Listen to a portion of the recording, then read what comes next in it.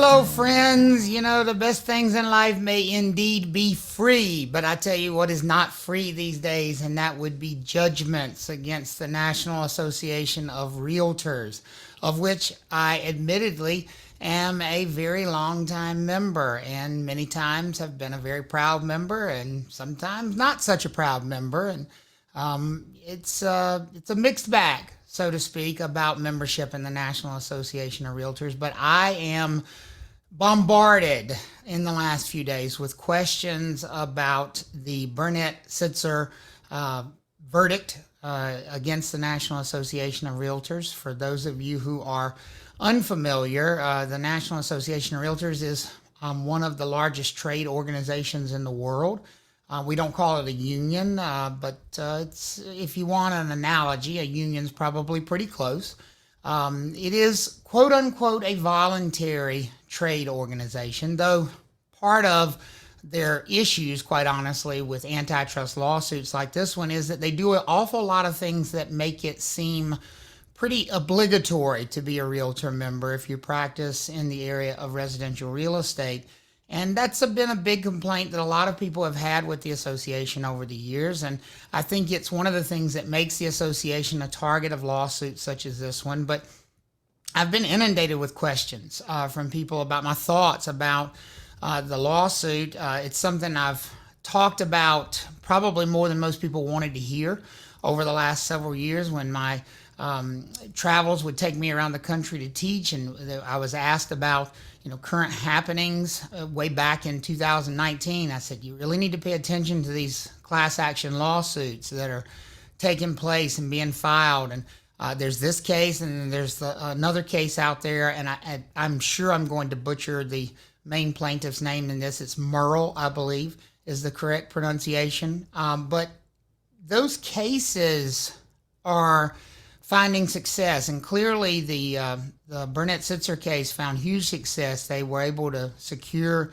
a statement of liability from the court. I've seen a lot of people use the word guilty. It's not a criminal trial, so I don't think guilty is really the appropriate terminology. I'm far from an attorney, but I think liable, civilly liable, is certainly applicable here for what was found in the court against the National Association of REALTORS. And I should note that this judgment is not only against the National Association of REALTORS, but it is by far the biggest target.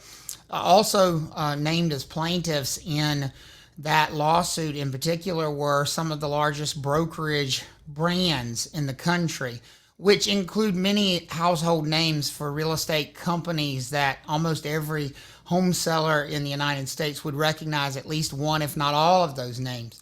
And so if you think of the big name companies that you've seen commercials on television that they would list your house for sale, they were also a named defendant in this particular case. But the judgment was for damages of $1.78 billion, with a B, dollars. For perspective, a billion is 1,000 million. So you're talking about 780,000 million. That's a lot of money in a judgment. The bad news for the National Association of REALTORS, as if that wasn't bad enough news, is that because of the way the antitrust statutes are written, the judgment is very likely to be automatically tripled. That's called treble damages, to an amount that exceeds $5 billion. Now, $5 billion is not an amount of money that any organization can just fork over. I really don't care what the organization is, whether it's private, public, whether it's a broad-based organization like the National Association of REALTORS or it's a small group. $5 billion is an astronomical sum of money. Even worse news for NAR and some of the codefendants in this case is that that's not the end of the line. The Merle lawsuit, the other one that I mentioned, has proposed damages that would actually exceed $40 billion. So you're talking about a potential judgment there that's 8 times as large as this judgment was. And once you kind of get yourself around the idea of just the scope of that and how big that is, then you have to start to ask some questions about Why? What was the basis of the lawsuit? Where did it come from? What's the complaint? Who's harmed? Is it a legitimate lawsuit? Is it a pile of horse shit? I mean, those are fair questions. I think that an objective person has to step back and admit that there's enough smoke here to reasonably presume there's a fire. I think even the most ardent supporters of the National Association of Realtors and the biggest sort of flag wavers for our industry would really blush at the idea that all brokerage offices are handling antitrust issues in an appropriate way. And if they would, and I'll just say this, anybody who says that all real estate agents and licensees across the country are handling antitrust issues fairly is crazy. You're out of your mind. There's no way. I've seen enough violations of antitrust law in one day on Facebook to convict every real estate brokerage office in the country. So spare me with the sanctimony that we've been doing this right as an industry. It's just not true. That doesn't mean there are bad people in the industry. It doesn't mean that there were bad intentions. It doesn't even necessarily mean that there's been tremendous harm automatically to consumers, but it does mean that we can skip the whole part where we pretend innocence. I got 5 billion reasons to tell you why there's not innocence here, and 40 more billion of those reasons on the way.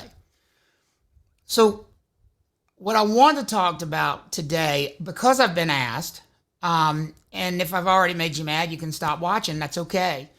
What I want to talk to you about today is what got us here, kind of a brief idea of why we got here, maybe, and hopefully an idea of what the horizon looks like. Because I will go ahead and say this.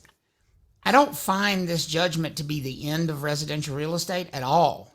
I find something like this to be the inevitable breath of fresh air that every industry needs to have rebirth.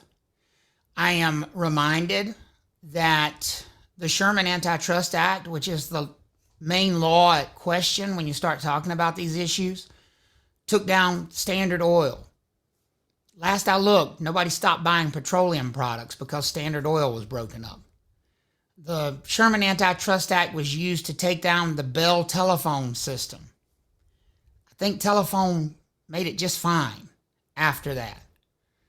And real estate will as well. Will it be different? You betcha.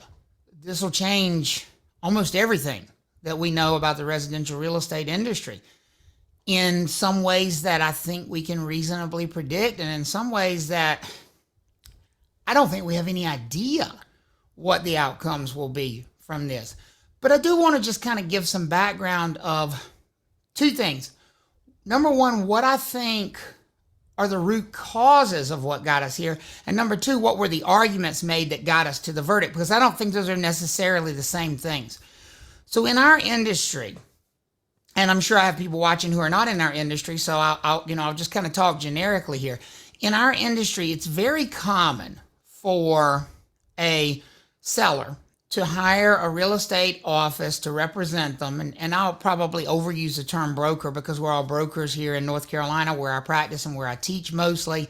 But whether they are a salesperson or just generically call them a licensee, it really doesn't matter. It's not uncommon for a seller to hire a real estate agent to represent them in a transaction and agree to pay that agent's office a certain percentage of the sales price. And that sales price, can vary wildly, obviously. And the more the property sells for, the more potential income there is there for the real estate brokerage office because it's a percentage-based calculation. And antitrust law would tell us that there should not be any perception of a normal commission or a standard commission or an average commission, because what that would require for there to be the public knowing, oh, if I list my house for sale, I'm going to pay anywhere from 5 to 6% commission. What that would essentially require is a lot of collusion behind the scenes between different offices to pretty much all keep their commissions within a very tight range, which didn't allow a lot of competition for the seller in choosing who was going to represent them. And so that's one problem we've historically had in our industry, is that there has been this very widely held perception out there that only a few sort of numbers were acceptable numbers when it came to listing a home for sale and paying a commission. That there just wasn't this wide range of availability of pricing. Now, I do believe that's gotten better over the years. At least in the last few years, I think I've certainly seen many more commission models that I think are available out there. And I think there's probably more competition on overall commissions than there has been in a very long time. That's not to say I think there's a lot of competition on overall commissions. I mean, I think we've gone from, virtually no competition to some. That doesn't mean it's a wide open competition. I just think it's gotten better. So that's one antitrust issue that the industry historically deals with, is just this idea that there were normal or average commissions out there. That makes the industry prone to antitrust claims.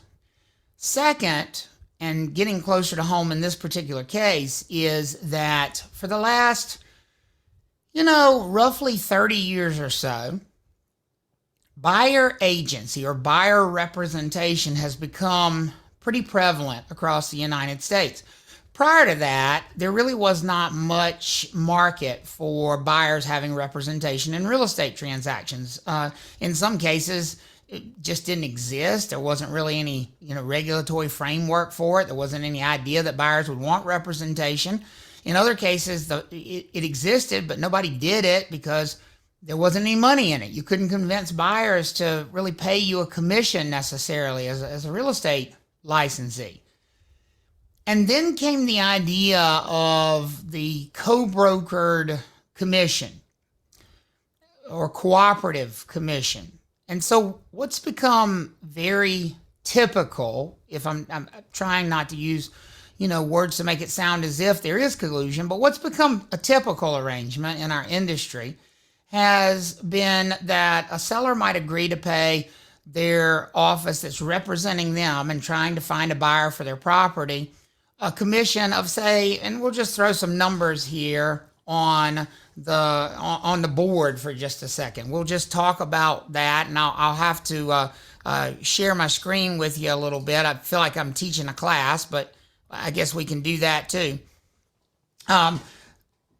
When we look at commissions, what's become typical is something like this. You might have a seller agree to pay their office that represents them a 5% listing commission or total commission.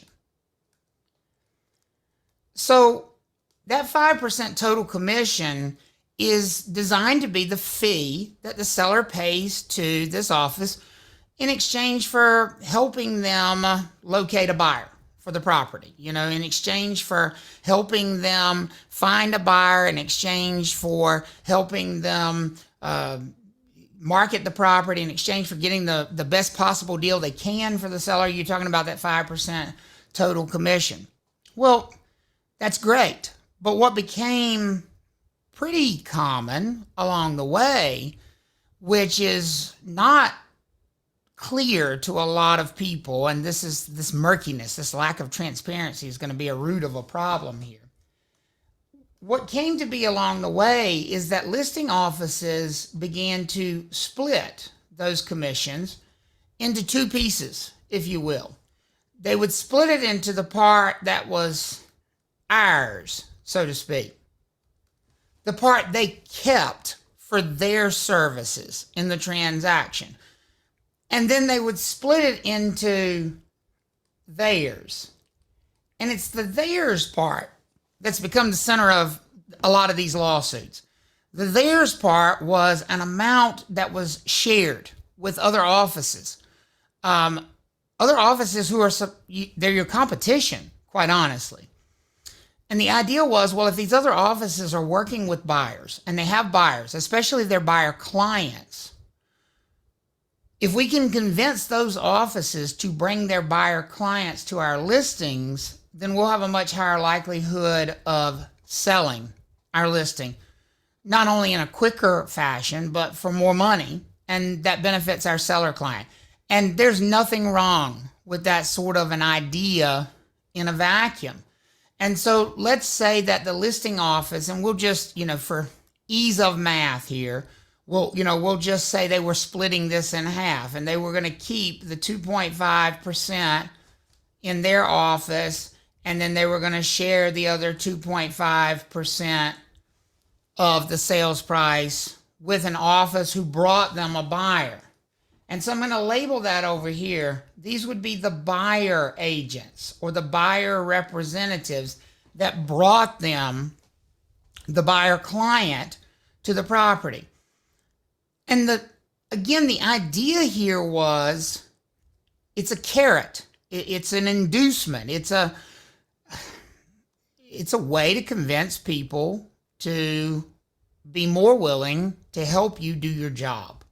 If your job is marketing the property and finding a buyer, what better way to find a buyer than to entice the people who the buyers are with? It's really not much different than how when you go to touristy cities, all the bus drivers eat for free in all the restaurants. And that's because the restaurant owners and managers know that if the bus driver eats for free there, they bring a bus full of people. And so it's almost like a finder's fee. It's a way to convince those who had the buyers with them to come view your property. And it is this right here that is at the center of these lawsuits. So let's talk about why this is at the center of that lawsuit, and not just this one, but others, and why that's particularly problematic. First thing is, look at it from the seller's perspective. The seller is now paying a commission that far exceeds the amount they're actually paying to their own agent. They're actually only paying their own agent, in our hypothetical example here, 2.5%, but they're paying a total of 5%. And the other 2.5%, while yes, it is being used to help attract buyers to their property, is also quite literally being used to pay someone to work against them in the transaction. And I'm not sure that was ever totally being made clear to sellers, that you were essentially paying someone to come in and try to negotiate a lower price for their own client, paying someone to come in and try to beat you up on repair issues or seller credits toward buyer closing costs, or any of the other things that a really good buyer's agent tries to beat a seller up for during a negotiation. I think that it was a lack of transparency on the part of our industry to never really point out to buyers, and I'm not saying this is universal, I'm saying just as a overall sort of generic statement, to never really point out to sellers that they were actually paying somebody to work against them in the transaction. So I think some sellers get upset when they figure that part out. I think the other problem we have with this from a seller perspective is, all too often, I think this co-brokered commission was presented from the standpoint of, if you don't pay it, you won't have any buyers who will come look at your property. Well, you have to pay this, because if you don't pay this, no buyer's agents are going to show their property. Why would they, when they can show the 3 down the street that are paying this? And I'll show you these 3 down the street and show you what they're paying right here in our own little system called the MLS that we share with each other, that you can't see, but that we can see behind the curtain on. And there are other listings down the street, and they are all paying this to attract buyers to their property. So, as your agent, looking out for your benefit, I got to tell you, you should really pay this. Because if you don't, it's just really going to be hard to sell your house. I mean, it's going to be hard to convince anybody to bring their buyer clients over here to look at it. Like it or not, folks, that's the presentation that many sellers have faced in the United States over the last 30 years. And it's a presentation that, while it may have some kernel of truth there, that yes, indeed, paying these co-brokered commissions may have resulted in faster sales and may have resulted in more buyer interest because there was more agent interest. What it did was present this dynamic to the seller where they had no choice. And the reality is that they do have a choice. Now, I will say here in North Carolina, I feel like our real estate commission deserves kudos here because they've made it very clear over the years the level of transparency they wanted us as licensees in the state to have about this sort of thing, that there was no requirement to pay this. But in spite of their best efforts, I think there have been a lot of cases where it's been presented to sellers in exactly that way.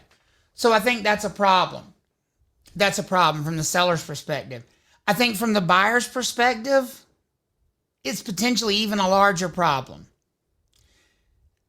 See, there's this big misconception out there that sellers are paying this whole commission. And I get it. I understand the perception. And the perception comes from this up here at the top. The seller's the one who signed that listing agreement, and they're the one who agreed to the payment of a 5% commission. And that's great until you really look at following the money.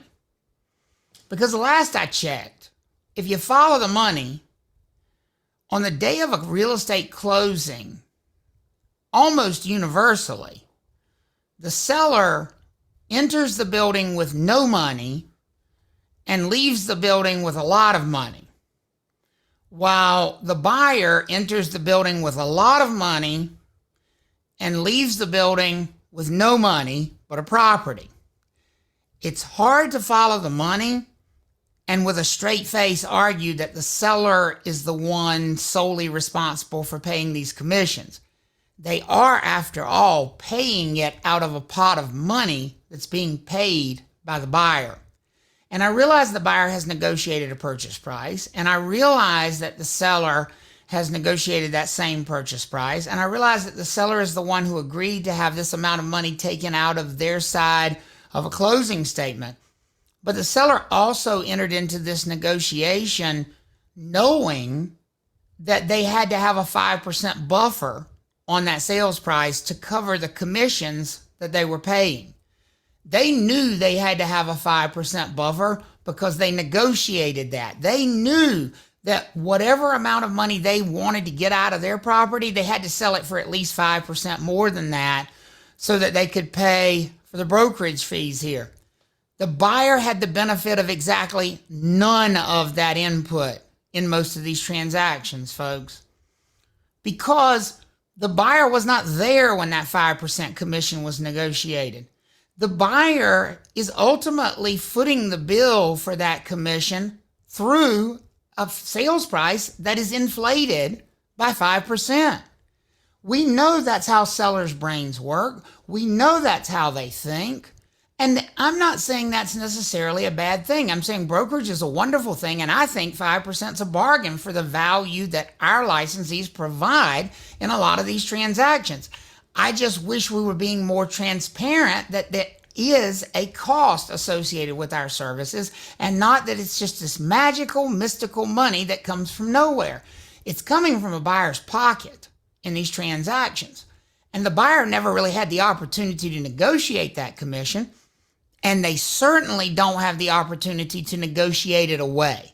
And that is a huge antitrust concern from the standpoint of the National Association of REALTORS, because the National Association of REALTORS has a lot of rules in place for their members that say you have to, as a member of the National Association of REALTORS, make these blanket or universal offers of compensation.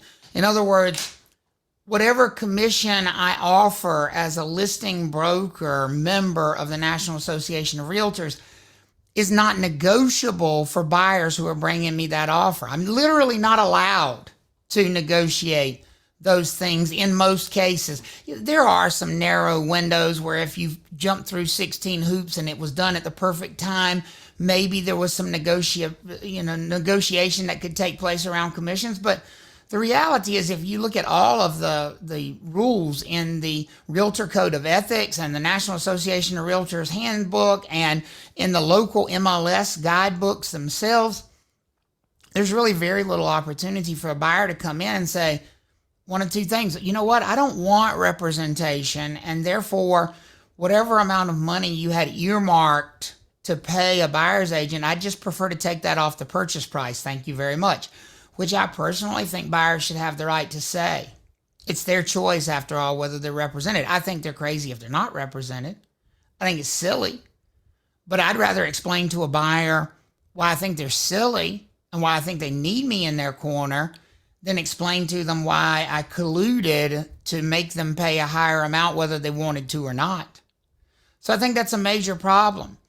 I also think it's a pretty large problem from the NAR perspective that commissions have been so closely guarded on the MLS and made to appear to be hidden and an inside sort of secret among the industry professionals. I think it's a matter of absolute necessity that every buyer know the full amount of commission that's being paid out of their funds when they go to closing, just like the seller does. The seller has that full knowledge. I think the buyer should as well. And I think that the systems that not only don't require that, but actively prevent it from happening are a real issue. So I think those are root problems that we have with structural integrity of the business. The other one, and this is my true soapbox, we have a problem with our language. We have a problem with licensees who just quite honestly never paid attention in pre-licensing and didn't learn what price fixing actually was. If you are a real estate licensee and you've listened this far and you haven't gotten sick of me yet, stop talking about your commissions in public. Stop talking about them on Facebook. Stop talking about them on Instagram. Stop going on TikTok and complaining because you don't like the commission this builder pays, or you don't think this broker splits the commission fairly, or you feel like you as a listing broker are entitled to more of the commission than the buyer's agent is, or you think I'm not going to show this company's listings because they don't pay enough, or how it's an insult to me as a buyer's agent that I'm not getting the same amount as the listing agent. Stop it. Just stop. Stop. That's all illegal. And it's been illegal the whole time you've had your license. And somebody in your pre-licensing class has told you, and maybe they didn't yell it at you hard enough, but stop doing that. Your conversations about commissions, folks, should be in two places. It should be inside your office. Your office. Not every office around town. Your office, and with your clients. And that is it. And that is all. You should not complain about what other people do about commission. You should not compare what you charge to what other offices charge. You should not say, I'll save you over this office. You shouldn't say, oh, well, that's the normal. That's what everybody in our area charges. Stop. Just stop. Stop doing it. Because I'm going to tell you a little secret. While NAR's got some structural problems, NAR would not have a $5 billion judgment hanging out there against it if they didn't have reams of evidence of real estate licensees doing exactly that sort of thing on Facebook and Instagram, and TikTok, and at realtor luncheons, and all of those places where people like to get together and gossip and share. All of that was used as evidence in this case of just how either uneducated real estate licensees are about antitrust law, or quite honestly, how much they just didn't care about antitrust law. And those are things that we can fix as an industry. Those are things that we should have already fixed as an industry, and we can fix them today. And I think that's going to have to be step one. We have to look in the mirror. You know, the old expression, I've seen the enemy and the enemy is us. We have to fix that, folks. We have to get better about how we talk to people about commissions. We have to get better about how we talk about other offices and their commissions.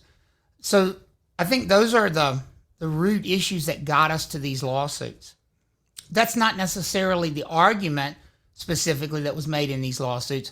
When it comes to winning a case in court, you have to find a very specific legal argument. And the legal argument that the plaintiffs found in this case was essentially that sellers were being forced into what they call a supra-competitive market, which basically means there really was no competition, that the real estate licensees who were listing the properties had inflated the commissions by protecting the commissions. Now, we can make an argument as to whether that's what was really happening or not, whether those commissions actually inflated those sales prices or not. But again, a jury unanimously felt that they did, and they felt that way pretty strongly, folks, because in an hour, they were asking, how do we calculate the damages in this case? This wasn't a long deliberation. They had seen enough in that courtroom to know when they were looking at an antitrust violation. So, you know, the specific legal argument I'm not so concerned with. I'm concerned with the foundational flaws that we've allowed to creep into the industry and the things that we can change. So where do we go? Good question. I think that co-brokered commissions are on a very limited time life cycle. I think that we've proven that co-brokered commissions are not the way to go if you truly want to have a competitive environment. I think what you're going to start to see is buyers who want representation, seeking out that representation, and negotiating in good faith and complete transparency with their buyer clients a fee, which the buyer understands that they will have to pay. Now, I do think we're going to start to see some changes on the lending side. I think we're going to see some underwriting changes. I think we're going to see some relief there, because I do think ultimately there are going to be some buyers who want to work that into their financing. They want to have representation. They feel it's important to get that representation, and they're willing to borrow that money just as they're borrowing the rest of the money that they purchased the property with. So it doesn't mess with down payments so significantly, because otherwise, I think if we don't get some of that relief, what you're going to see is two classes of buyers. You're going to see buyers who can afford representation, i.e. those that are paying cash or those that are making very large down payments, and buyers who largely cannot afford buyer representation, who are doing things like VA loans and FHA loans and those kinds of things. And of course, there are rules about certain types of loans where they're just not allowed to pay those things at all, and so they would be completely shut out. I think those underwriting guidelines will change if the industry changes. But I do think in the medium range, the co-brokered commission is going to go away. I really think that's going to be a thing of the past once we get a couple years out looking backwards here. And I think that there's going to be a negotiation with buyer agents and their clients about a fee. And I do think that's going to lead to a reduction in the number of buyers that are represented. I think one of the selling points that a lot of buyer agents have used over the last 30 years has been, well, you know, you may as well have representation because the commission's already built in anyway, so it's not costing you anything, which is really kind of a fallacy of an argument. Yeah, it is already built in, but it is costing you something. And also, it's a pretty terrible argument for the value of a buyer's agent. Well, you may as well. I'm already paid for. I mean, it's not much different than saying I suck, but I'm here anyway. Let's come up with a better way to express our value. Let's come up with a better way to say to people, you need me in your corner. You need me as an advocate. You need me working for you in this transaction. People and consumers are not nearly as naive and silly as we sometimes assume they are. Most people recognize their limitations. And if they don't recognize it the first time they buy a property, they will recognize it the second and third time. And they'll figure out, you know what? It's expensive to have good representation, but it can be even more expensive not to have it. So I think there's going to be short term some reduction in the number of buyers that have representation, and there may be a permanent reduction in the number of buyers that have representation. I don't think buyer agency is going to disappear. I just don't see that black cloud on the horizon that some people do.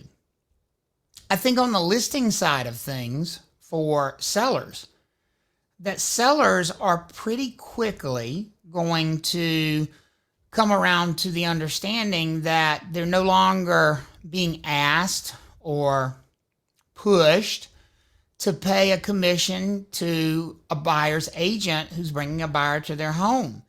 And so I think that is rightfully going to lead to some discussions with the office that is presenting the listing to them about, well, why is this number the same as it was when I sold my house 5 years ago, when you no longer have to pay a buyer's agent out of that, or you're no longer offering money to somebody who brings a buyer? Isn't the buyer going to have to pay for their own representation? So, why is this number so similar to what I've seen in the past? Do I think that's going to put downward pressure on commissions on the listing side? Absolutely. I think if I had my crystal ball out and I could fast forward 5 years, we're going to end up in a place where the total commissions being paid on a transaction aren't terribly different from where they are today. Maybe there's some differences. I think there's going to be a lot more variability.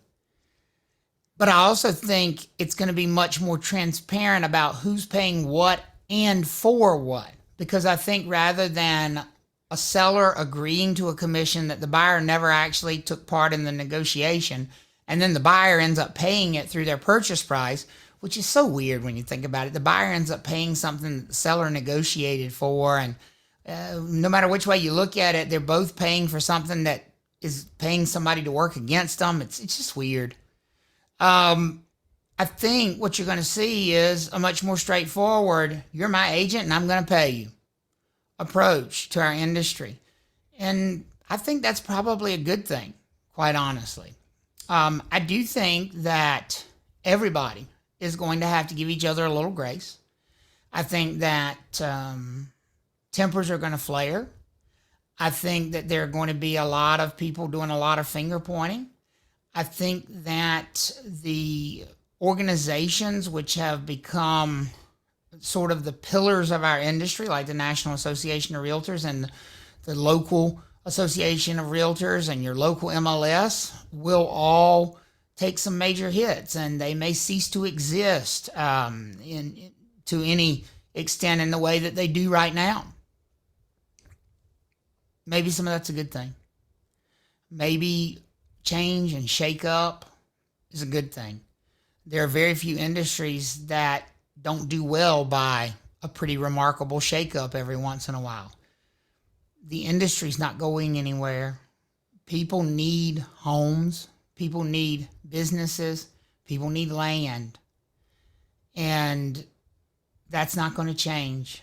And people need to market those things. And people need to buy those things.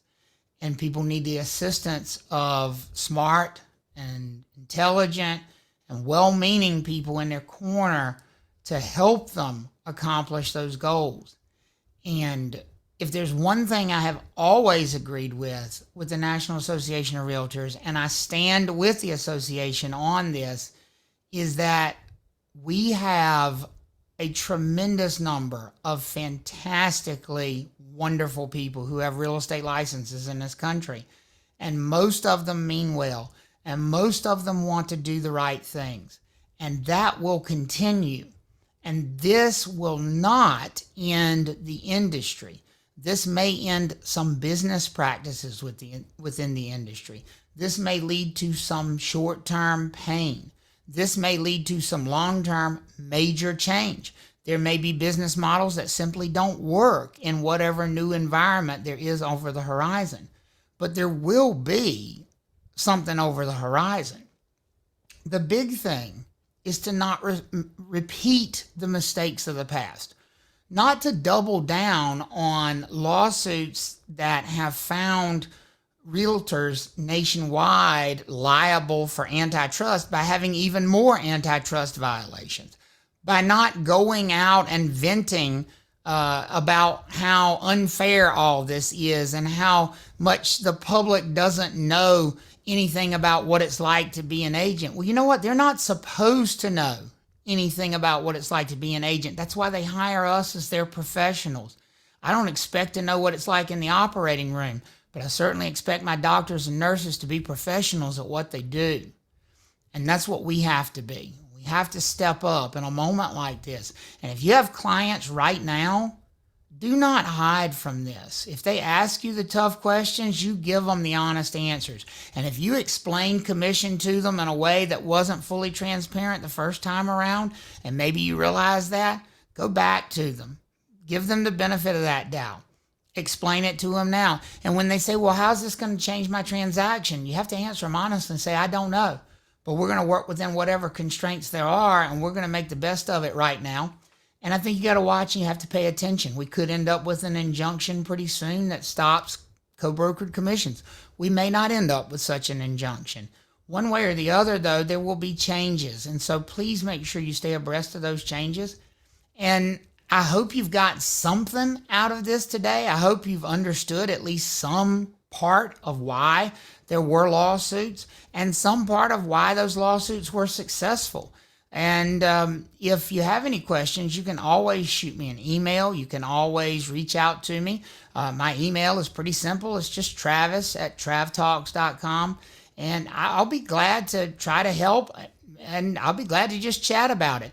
Above all, I remain a true believer in this industry and the people in this industry.